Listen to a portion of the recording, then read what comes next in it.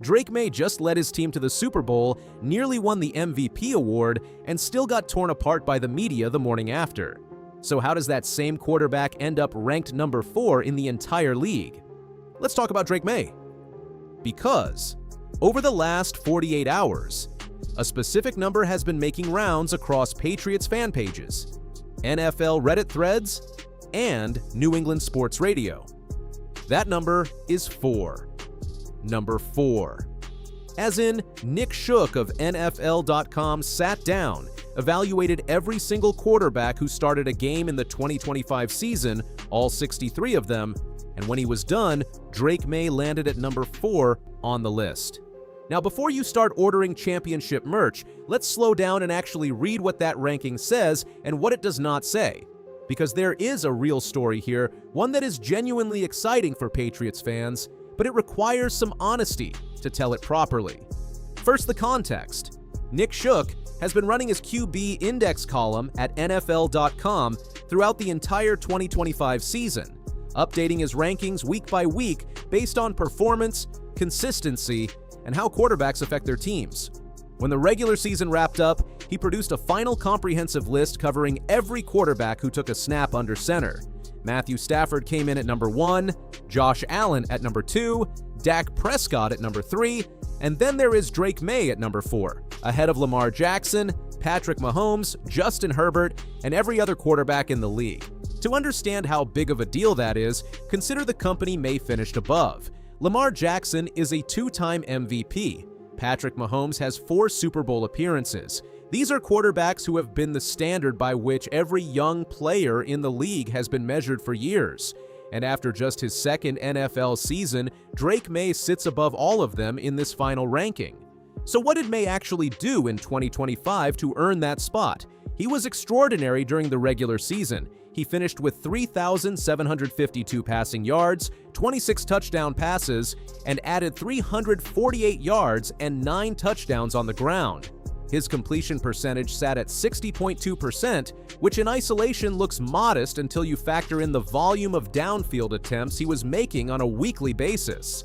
He connected with Stephon Diggs, revived a relationship with Kayshon Boutte that nobody saw coming, and carried a Patriots offense that had not looked competent at the quarterback position in years.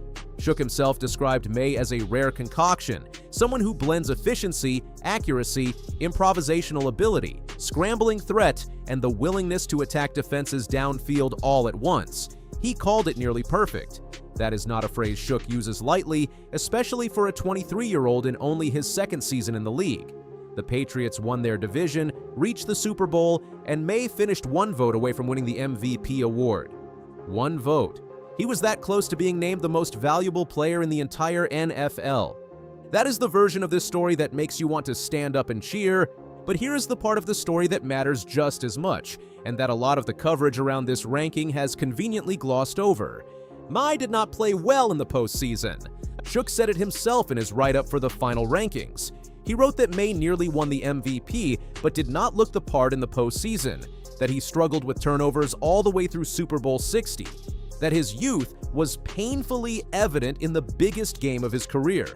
These are not minor criticisms buried in a footnote. These are the lead observations from the same writer who gave him the number 4 spot. The Patriots fell to the Seattle Seahawks in Super Bowl 60, and Maye's performance was a significant factor in that loss. He made some big plays, there were moments of brilliance scattered throughout the game, but the consistency that defined his entire regular season was gone. The turnovers hurt. The decision-making under pressure was uneven. And for a quarterback who had spent 17 weeks looking like the most exciting player in the AFC, it was a tough way to end the year. There is also a detail that came out in the days following the Super Bowl that reframes the conversation a bit. According to a report from Boston.com, Maye was dealing with a shoulder injury that affected him during the game far more than he publicly acknowledged. He never used it as an excuse, never pointed to it in his post-game remarks, but people close to the situation confirmed that he was not fully healthy. That context does not erase the struggles, but it does complicate the narrative that he simply wilted under pressure. Playing through an injury in the Super Bowl at 23 years old while still giving your team a legitimate chance to win is not something you can just dismiss. So what does the number 4 ranking actually mean when you sit with all of it? It means that Drake Maye had one of the most impressive regular seasons a young quarterback has produced in recent memory. It means that his floor, even in a difficult postseason run, is higher than almost every other young quarterback playing right now. And it means that Nick Shook, someone who watches quarterback play for a living and writes about it with a level of detail that most analysts do not bother with, believes Maye belongs in the elite tier of players at his position. What it does not mean is that Maye is a finished product. He is not.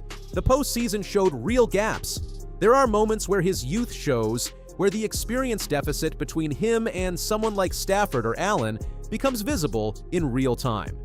He had 12 interceptions in the regular season, which is not ideal for a quarterback playing with the kind of confidence he carries. The fumbles, 5 of them in the regular season alone, are something the coaching staff will spend the entire offseason addressing. But here is why the optimism is warranted, and why Patriots fans have every reason to feel good about where this is going. Maye is 23 years old. He just completed his second season in the NFL. He is now entering his first full offseason with Josh McDaniels as his offensive coordinator, a relationship that visibly transformed the offense from the moment it began. He is coming back healthier. He has Stephon Diggs. He has a receiver room that developed real chemistry over the course of the season, and he has the experience of playing in a Super Bowl, of knowing what that pressure feels like, of understanding exactly where his game needs to grow. Matthew Stafford, the man who ranked above him, is in year 17. Josh Allen is in year 8. Dak Prescott is in year 10. Drake Maye is in year 2 and is already breathing down their necks. The number 4 is not the end of the Drake Maye story. It might not even be close to the middle of it. What it represents is a snapshot of a quarterback who had an extraordinary season, ran into the limits of his experience when the stakes were highest, and still finished the year better ranked than players who have been doing this for a decade.